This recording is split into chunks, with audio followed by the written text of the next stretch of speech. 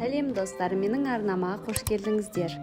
Ешқандай пешті пісіруді қажет етілмейтін өте дәмді осындай пирогты жасайтын боламыз.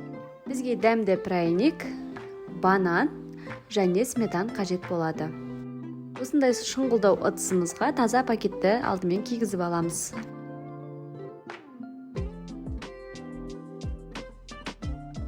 Енді пряникіміз бен бананымызды осы видеодағыдай кесіп алатын боламыз. Қатты үлкен немесе қатты жіңішке болмауы қажет.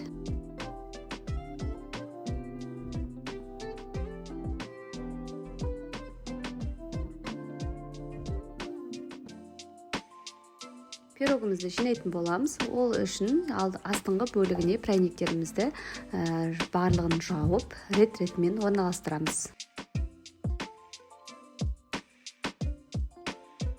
Үстіне сметанамызды жағамыз, одан кейін бананды қоямыз. Қайтадан дәл осылай қайталап, ыдысымыз толғанша осылай жасаймыз.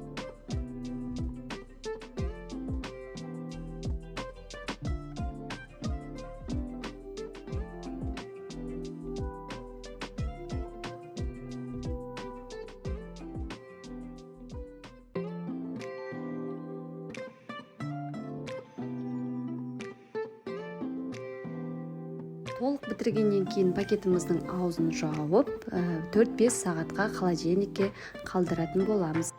Бұл пирогты негізі түнде холодильникке жасап, салып қойып, таңертеңгілікке, таңғы аспен ішуге кеңес беремін. Өте дәмді болып шығады.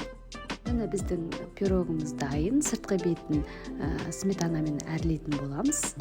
Қалауыңыз бойынша бетін безендіріп, шайға ұсыныңыз.